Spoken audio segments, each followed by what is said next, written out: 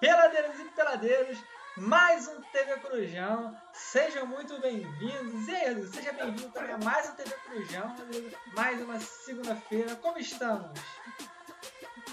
Mais uma segunda-feira, né? Estamos aí no meio da data FIFA. Inclusive, amanhã vai ter jogo do Brasil contra o Peru às 11 horas da noite, né? O Brasil já jogou contra a Bolívia também. A gente vai falar daqui a pouco desse jogo. Não só aqui na região sul-americana, mas no mundo inteiro está tendo data FIFA, eliminatória para a Copa, amistoso. E é sobre isso que nós vamos aí abordar o assunto de hoje, né? Exatamente, já que não tem a rodada do Brasileirão, os campeonatos tanto nacional quanto internacional, vamos abordar sobre a data FIFA, né? Tantas eliminatórias para a Copa do Mundo, que aqui na América já começou, e também nas eliminatórias da Eurocopa, né, Rodrigo? E antes da gente começar nessa questão das eliminatórias, vamos falar sobre o clube europeu, né? Que passou um vexame, né, Rodrigo? Digamos assim, né, cara? Que até demitiu o seu técnico depois desse vexame, que foi a Alemanha, né? O Hans Flick, né, foi demitido aí depois de uma sequência aí de 5 derrotas, né? De 6 jogos, são 5 derrotas e 1 empate, e não conseguiu aí aguentar a porrada dos dragões japoneses, né? Tomaram de 4-1 aí do Japão, e amistoso, tá? Não é Copa do Mundo, amistoso. A gente sabe que o Japão é amistoso. Japão, né? Exatamente. E o Hans Flick, né, que foi para a seleção justamente pela excelente campanha na Champions aí do Bayern de Munique, né? Que o Bayern conquistou aí a Champions League, só que pela seleção o Hans Flick não foi muito bem, então ocasionou na sua demissão, né? Ou seja, foi o sucessor rápido aí do Joachim Löw, e a gente vai ver aí qual vai ser o sucessor do Hans Flick, né? Como vai ser desenrolado os próximos capítulos, né, Rodrigo? Antes de começar, né, falar sobre a Euro também, né? Porque, só esse adendo, porque, pô, que vexame, né, cara? Passou vergonha legal a Alemanha, essa que é a verdade. E, cara, é o que tu falou, mesmo que seja amistoso, né, que não vale a nada, pô, não dá pra perder pro Japão de 4-1, né, cara? Ainda mais que o tamanho que a Alemanha tem no futebol mundial, né? Então, vamos falar sobre a Eurocopa, cara. Eliminatórias pra Euro, né, que é a Euro de 2024. Temos o grupo A, liderado pela Escócia, cara. Seguido pela Espanha, né? Cara, basicamente a Escócia, ela gabaritou o grupo até agora. 5 jogos, 5 vitórias, 15 pontos. Acho muito difícil não ir pra Eurocopa, porque acho que pelos cálculos aqui que eu fiz, né? Um empate já classifica ela pra próxima Euro. Então, acho muito difícil. Alguém aí vai ter que ficar de fora, né? Porque temos aí a Espanha, né? Com os chatos espanhóis, né? Os meias espanhóis que são destaque aí na Espanha. E temos aí a Noruega, né? Que a Noruega tem grandes aí promessas jovens aí, né? Vamos citar aí o Odegaard, o Haaland, né? Nessa pequena lista, mas aí a gente vai ficar com uma surpresa de fora, né? Por conta do 100% da Escócia. A verdade é que alguém vai merecer ficar de fora, né? Porque se você ver aqui, ó, a Escócia meteu 3-0 no Chipre, que não é nada demais. Meteu 2-0 na Espanha. Porra, brincadeira, né? E meteu 2-1 na Noruega, resumindo. A Escócia tá muito gabaritada e alguém vai ter que não ir, vai deixar de ir porque de fato mereceu, né? A Escócia gabaritou os times, assim, digamos assim, favoritos do grupo, então adiós, né? Eu acho que a Espanha provavelmente, por ser um time mais completo, deve se classificar, né? Mas não dá pra gente... Pelo nome também, né? Exatamente. Mas também não dá pra Pesa gente muito, desmerecer, né? o Haaland, né, cara? Porque o cara é brincadeira, né? O cara faz chover gol, né?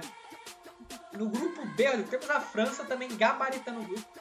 São 5 jogos e 5 vitórias, seguidos pela Holanda e pela Grécia, né? Que os dois têm 9 pontos, porém a Holanda tem um jogo a menos nesse grupo, né?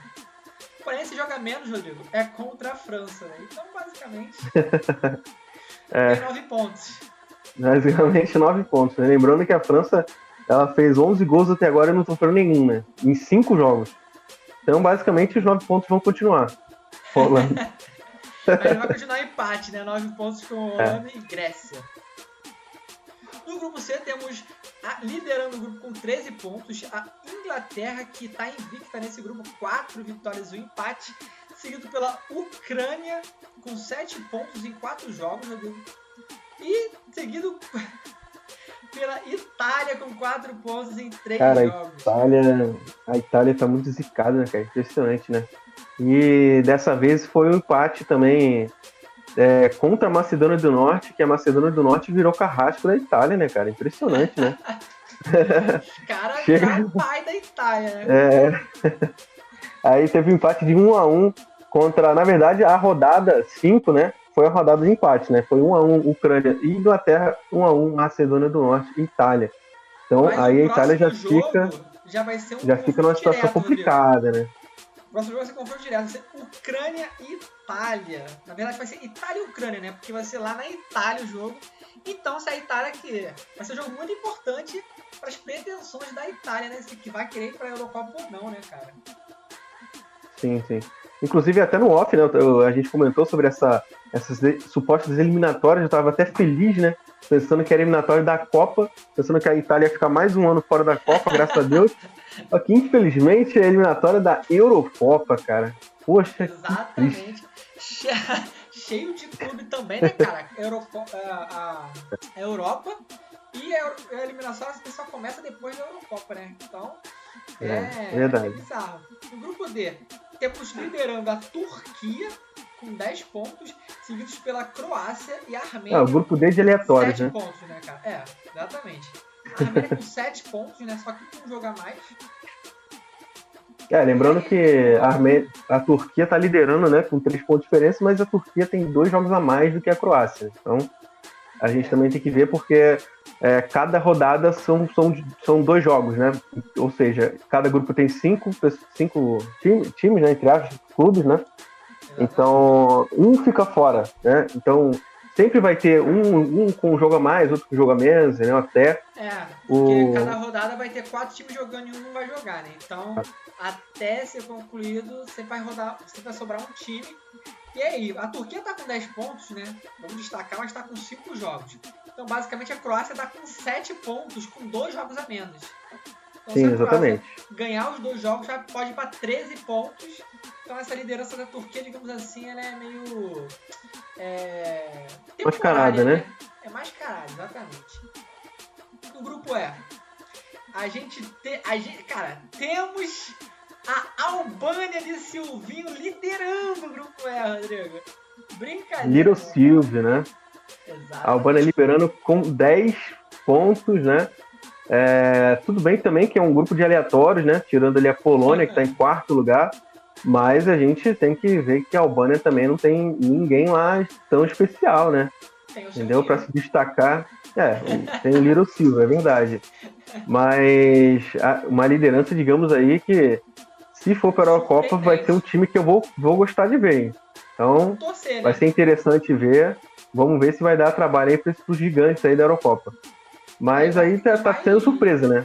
O destaque desse grupo assim, né? É que dos cinco seleções que tem, 4 já jogaram 5 jogos e somente a República Tcheca mesmo só jogou 4 jogos, né? Então, basicamente, eles estão bastante nivelados em questão de jogo e a Albânia liderando com 10 pontos, né, cara? Então basicamente, o vexame desse grupo é a Polônia, né? Tá em 4º lugar de 5, né? Já com 5 jogos, né? Exatamente. É brincadeira, né? 6 pontos em 5 jogos, pô, é basicamente nada, né? 3 derrotas é difícil. Vamos lá, grupo F, Rodrigo. Temos liderando Bélgica, seguida também da Áustria, também com os 2 com 10 pontos. Em 3º lugar temos a Suécia com 6 pontos, né, cara? E todo mundo com 4 jogos nesse grupo.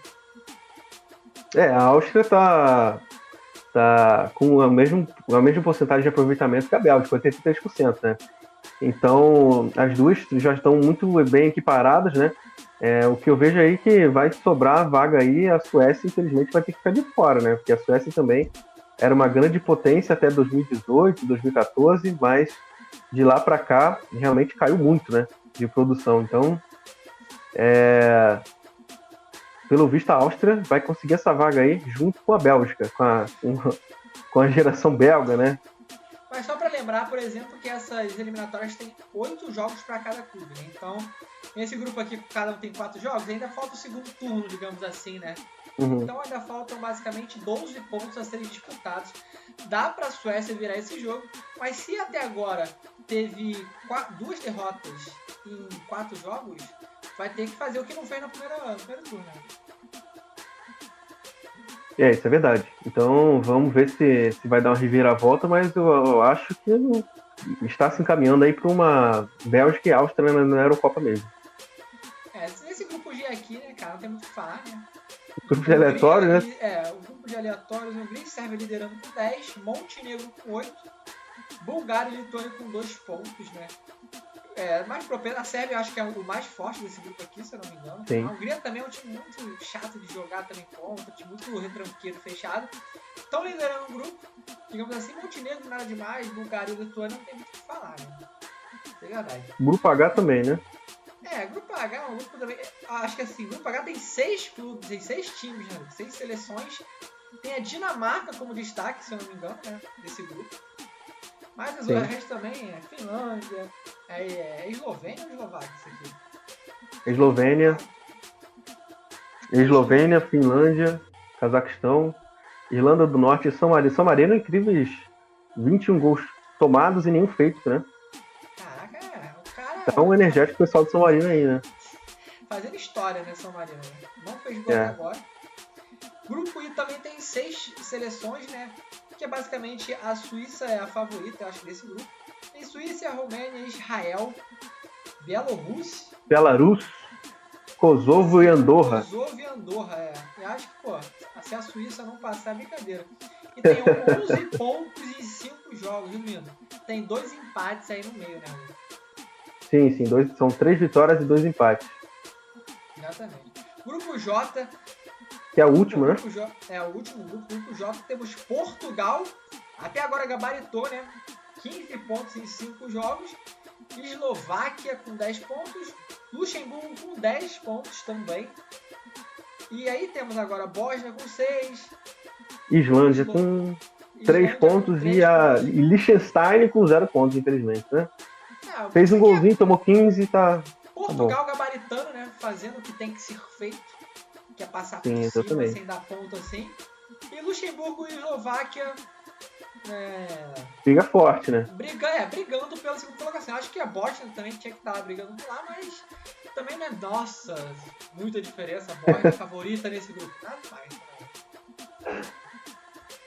E essas são as eliminatórias da Eurocopa, né, Rodrigo? E agora a gente vai para as eliminatórias do quê? Da Copa do Mundo, né? Sul-Americana, né? Que a gente já começou já quinta-feira, a Argentina ganhando de 1-0 pra cima do Equador, né, cara? Gol de quem, né? Pô, gol do óbvio, né, cara? Gol do óbvio, né? Cara, e é o mais legal que, tipo assim, já é a Copa do Mundo, mas mesmo assim, né? Tá jogando pela Argentina, não sei se vai ter gás pra jogar outra Copa do Mundo. Mas quem é o técnico da Argentina, né, Rodrigo? Pra tirar Lionel Messi, né, cara? Os maiores jogadores da história. Cara, como é que vai ter audácia de tirar o Messi? Até porque o Messi, de longe, né, é melhor do que qualquer um ali na seleção da Argentina, com todo respeito aos jogadores, mas é brincadeira o que se destaca, né, Lionel Messi, tanto nas eliminatórias quanto na MLS, né, que agora tá fazendo a festa lá no futebol dos Estados Unidos, né? Todo jogo tem gol do Messi. Desde que o Messi chegou, o único revés que o Inter Miami teve foi um empate. O resto foi tudo vitória. É impressionante, pô. Isso é impressionante. Já deu o primeiro título pro clube, né, Rodrigo? Sim, cara, primeiro título pro clube. Todo jogo tem participação do Messi em gols. É brincadeira, né, cara? Aí o pessoal fala, tipo assim, cara, MLS não tem muito que levar a sério, né? Isso é verdade, desculpa, pô. Tu vê os gols, tu vê a marcação, mas mesmo assim, cara, a diferença que o jogador faz numa competição, né, cara? O Messi, ele parece que tá jogando com a galera sub-14, né? É um cara profissional jogando com o pessoal do sub-14 e, cara, muita diferença de nível de futebol do Messi. Pelo futebol que tá jogando, eu acho que ele caberia assim, jogar na Europa, mas foi o que ele falou, né, cara? Tá lá pela qualidade de vida, né? Essa é a verdade. Uhum. E é ótimo a gente continuar vendo o Messi fazendo gols, dando assistência, jogando a bola que sabe, metendo gol de falta de tudo que é jeito, né? Eu acho muito legal a decisão que ele tomou pro final da carreira dele.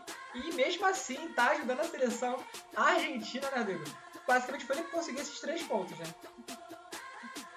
Tudo vem. Geralmente o Messi vem decidindo aí, né? Todos os jogos aí até o momento, né? E decidiu também nas eliminatórias, né? Pra quem falava que o Messi só tinha futebol pra MLS, aí, ó, eliminatórias também, o Messi ainda tem futebol, né? A gente não sabe se vai conseguir aguentar até a Copa do Mundo 2026, né?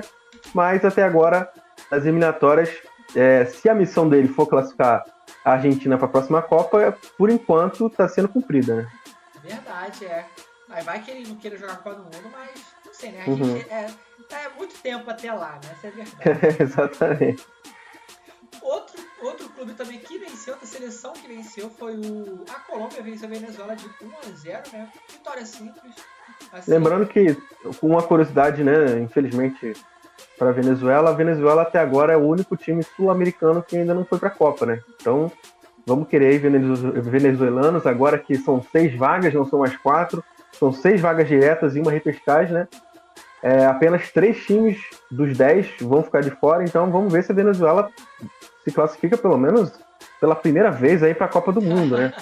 Então, são 7, entre aspas, são 7 vagas, né? Então, vamos lá, né, Venezuela? Vamos querer. a gente teve também outro jogo aqui, né? Foi o Paraguai e o Peru 0-0, não tem muito o que falar, né? Que O Peru jogão, né? vai ser o próximo jogo da seleção brasileira, né? Que é a Já dá para ver como é que vai ser o parâmetro, né, desse jogo. Vamos ver, né? Vamos também agora Uruguai, cara. Eu vi alguns relances do jogo do Uruguai, não vi todo, né? De algumas partes. Uruguai e Chile. E o Uruguai é um tanto quanto modificado, né, cara? O Loco Bielsa, né, já fez algumas mudanças lá. Convocou jogadores assim, alguns alternativos assim, né? Mas ainda Valverde, De La Cruz. E pelo que eu vi um pouco do jogo, o Uruguai sobrou, né, cara? Meteu 3-0, tomou um gol depois. Mas o Uruguai foi muito superior à seleção chilena. E a gente estava até comentando em off, né, Rodrigo? Basicamente passou a época de ouro da seleção chilena. Passou a época de ouro, infelizmente. E agora o Chile provavelmente vai amargar mais uma desqualificação para a Copa 2026 se continuar assim, né? Então, é outra seleção que tem que abrir o olho também. Ao meu ver, né, tem ali oponentes ainda um pouco pior tecnicamente do que o Chile ali, então se não tomar cuidado, vai ficar fora de mais uma Copa, né? Cara, por exemplo, a gente falou, né, que a Argentina ganhou só de 1-0 do Equador, né, mas o Equador se classificou para a Copa do Mundo passada, né? Sim. Tirando do Chile também. Então, digamos assim, o Equador não é uma das seleções mais fracas da América. Atualmente ele está em último, porque ele perdeu, né? Perdeu 3 pontos aí no julgamento, né? Enfim, no caso que teve de falsidade ideológica aí, para a eliminatória da Copa de 2022. Então, o Equador está com menos 3 pontos, né? Não se enganem aí. Mas é como o Sérgio falou, o Equador figurou a fase de grupos da Copa de 2022, né? E tem grande chance também, até porque o Equador, para as eliminatórias, fez uma grande eliminatória da Copa de 2022. Então, pode ter mais uns... Vai figurar também as primeiras colocações, assim como foi na eliminatória passada.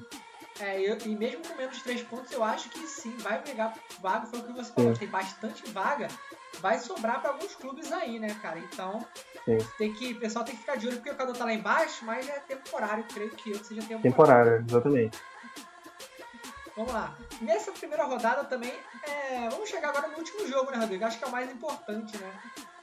A seleção brasileira de Diniz, Fernando Diniz, o famoso dinizismo. Cara, eu vi grande parte do jogo, quase o jogo todo, basicamente. E, cara, deu pra ver a diferença muito grande da seleção brasileira nos últimos jogos, né, que foi com o Ramon e com o Diniz. Cara, parece que a seleção brasileira não era treinada, é brincadeira. É bizarro a diferença que um técnico faz numa seleção, cara. Um técnico bizarro. Disciplinado, né? Digamos assim. Sei lá, cara, um técnico bom, pô. É brincadeira.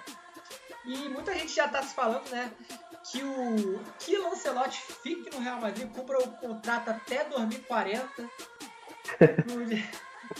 pro Fernando Diniz continuar na seleção. E, cara, 5-1, uma seleção que é a Bolívia, muito retranqueira, né? Que a gente já viu até a seleção tendo dificuldades, até com o Tite, na era Tite, a seleção brasileira tendo dificuldades com a seleção como a Bolívia. Metendo 5-1 e sendo predominantemente, cara, essa é a verdade. A gente vê algumas diferenças, né? O Diniz já botou o Neymar como meio de campo. E em certas horas do jogo o Neymar jogava como um segundo volante, que ele vinha lá de trás, carregava a bola, driblava. E era uma coisa. E era uma característica que a gente vinha batendo na tecla desde a Copa de 2018, que o Tite cismava e colocava o Neymar como ponta, e o Neymar já jogava como meia desde o começo da chegada dele do PSG, né? Então a gente já percebeu que o Neymar ele rende muito mais quando ele arma a jogada, quando ele vai para cima, vai de trás para frente, né? E não fica isolado lá na ponta. Então a gente já percebeu que o Brasil perdeu a Copa de 2018 e perdeu a Copa de 2022 com algumas convicções e algumas teimosias do Tite, né? O Tite não gostava de abrir mão de algumas ideias que ele tinha, mesmo, na nossa opinião, lógico, né, estando errado, né? Então, já deu a perceber que se a gente enxergar com outra ótica, né? Por exemplo, o Diniz deve ter enxergado com uma ótica completamente diferente do que o Tite, né? Essa questão do posicionamento dos jogadores, o que isso facilitou o show que o Brasil deu ali no Mangueirão, quinta-feira de noite, contra a Bolívia. Então são esses aspectos que fizeram que o Tite perdesse as duas Copas que o Brasil tinha mais potencial de vencer, entendeu? Então, eu sou um exímio fãzaço do Tite, essa é a verdade. Eu, cara, defendo o Tite de todas as formas possíveis, né? Discussão de família, entre amigos. Cara, eu sou muito defensor do Tite, porque eu acho que ele é um dos melhores técnicos brasileiros, de verdade. Porque o que ele fez nas eliminatórias, ele criou uma soberania brasileira que nos últimos anos não existia e fez se parecer muito fácil as eliminatórias brasileiras, as eliminatórias da Copa do Mundo, mas não é fácil, isso é verdade, né? E só que o Tite também tinha algumas convicções que ele não abria mão, que era basicamente essa, né, cara? Que no tanto que ele só mudou mesmo de fato foi quando veio a Copa do Mundo que ele escalou o Vinícius Júnior, que ele basicamente foi obrigado, né? Escalar o Vinícius Júnior pela ponta esquerda, pelas atuações do Vinícius. Mas durante as eliminatórias todas, ele não fez nenhuma questão de botar o Neymar como armador, de montar um time mais bem preparado atrás pra ter esse Neymar como armador, né, cara? Aí decidiu fazer isso na Copa do Mundo. E a gente sabe que o Neymar centralizado, ele vai trazer muito mais benefício para a seleção dos dois lados do que só do lado esquerdo, que é onde ele atuava como ponta esquerda, né? E o fato foi que você falou, a seleção brasileira perdeu as duas Copas do Mundo com algumas convicções que o Tite não abria mão, né? E agora a gente vê um futebol também predominante com o Fernando Diniz, com uma outra abordagem, né? Foi que a gente estava vendo, tinha alguns lances que a seleção saía de trás, a Bolívia até tentava fazer uma pressão, mas não tinha como, né, cara? Ainda mais treinado e idealizado pelo Diniz, não tem como. Neymar perdeu um pênalti. Exatamente, ainda teve. Senão era hat-trick do Neymar, né? Exatamente. Cara, o Neymar quase meteu um golaço saindo do lado esquerdo, quase da lateral, driblou todo mundo, só faltou o gol. Cara, foi um pecado aquele gol não ter saído. Mas mesmo assim a seleção não deixou de atacar. Fez 5 gols, 2 do Neymar, né, cara? Neymar não deixou de atacar. Não deixou de atacar em nenhum momento, né? Desde o início até o final do jogo, o Brasil estava em cima da Bolívia, assim como preza o dinizismo, né? A gente sabe, a gente vê o Fluminense que ataca do início ao fim. Então o Diniz ele realmente fez prevalecer demais o esquema tático que ele vem fazendo desde sempre, né? E essa é uma característica muito interessante que eu acho que mais de 95% dos times não tem, né? Que é atacar do início ao fim. Geralmente o clube ele faz um gol, faz 2 gols e já começa a querer tocar a bola pro lado, querer se retrancar e tudo mais, não busca mais gol, né? Até o fim do jogo. E, cara, uma característica muito interessante do dinizismo também é que já deu pra perceber, a gente vinha falando, né, desde o início, mas já deu pra perceber que, o Diniz ele fica puto com tudo. Então, o Brasil tomou gol, ele ficou puto, o Brasil chegou um momento do segundo tempo que realmente bate o cansaço, mas o Brasil parou de atacar um pouco, mas ele ficou puto, mandou o pessoal atacar de novo, o pessoal começou a atacar de novo. Então, o Brasil já estava 4-0, 4-1, e ele continuava puto, continuava dando instrução como se o Brasil estivesse perdendo o jogo, né? Então, é característica do Diniz, né? Que a gente sabia que ele ia implementar no Brasil e ele realmente implementou. Outra diferença também que eu senti foi... Cara, ele colocou basicamente 2 volantes que tem a saída de bola muito boa. O Casemiro não tem muito o que falar, né, dele, né? Dispensa comentários, né? Dispensa comentários, mas ele finalmente, cara, fez o que o Tite não teve coragem de fazer, escalou o Bruno Guimarães como titular, cara. E a bola que o Bruno Guimarães deu pro gol do Rodrigo é brincadeira. Porque ela é qualquer coisa, né, cara? Brincadeira. E o Bruno Guimarães, saída de bola, é o famoso box to box, né, cara? Ele volta, mas também ele vai ter o ataque. E ele teve a coragem que o Tite não teve, né? Tirar o Fred, cara. Como se o Fred fosse insubstituível naquela seleção. Botou o Bruno Guimarães e agora como titular, né? O Rafinha também voltou, cara. O Rafinha também jogou muita bola, sendo que o Rafinha foi convocado basicamente como suplente, né? Que o Vinícius Júnior se machucou, ele chamou o Rafinha. Jogou muita bola, Rafinha, né? Rodrigo meio que improvisar, digamos assim, na ponta, né? Mas também deu bastante certo. Porém, o mesmo... Será que ele vai continuar com a mesma convicção que o Tite tinha, né, cara? De Richarlison, de centroavante. É verdade, cara, que eu não gosto de criticar o futebol do Richarlison, porque algumas vezes a gente já viu o futebol dele. Porém, a fase do Richarlison não justifica ele ser o 9 da seleção. Essa é a parada, né? Na verdade, a fase do Richarlison não justifica nem ele ser convocado. Já começa por aí, né? Então, para a fase dele justificar nem ele ser convocado, quem dirá ele ser titular do Brasil. Então, eu acho que o Diniz ele tem que não abrir mão do Richarlison, mas eu acho que tem que preservar o jogador Richarlison, o atleta Richarlison, porque realmente a fase dele não é boa, tanto no seu clube quanto na seleção.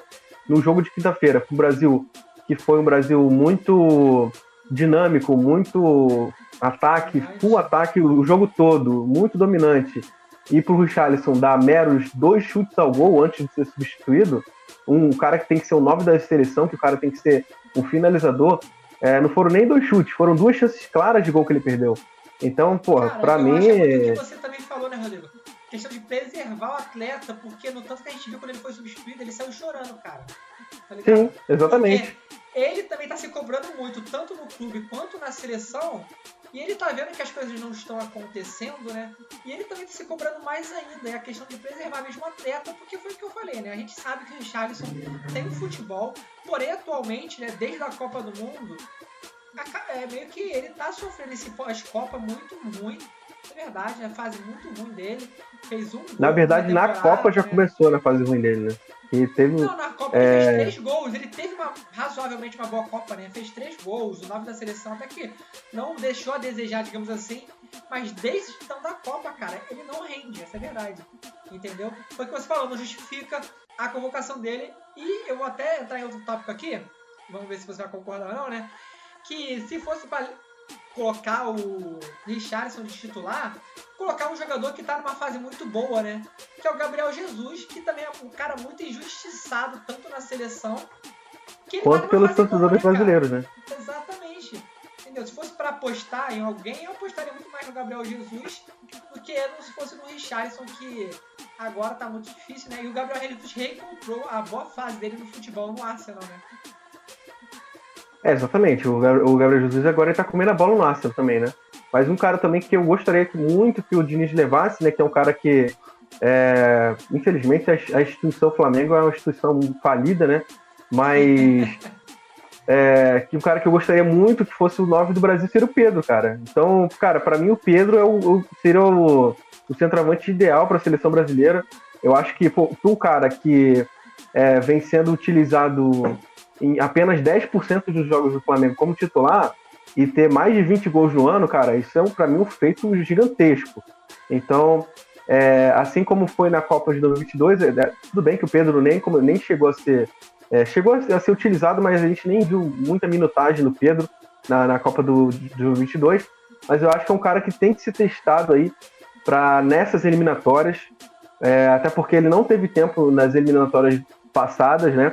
Ele foi de uma vez convocado para a Copa, então acho que tem que ter um tempo de de preparação dele, também até de preservação dele, até porque o que o Flamengo tá fazendo com o Pedro, para mim, eu acho que é uma puta canalice, mas eu acho que é um cara que tem que ser testado pelo Diniz, até porque é um centroavante versátil. Tudo bem que a gente pode até ver, tá em má fase. O Richarlison também tá em má fase.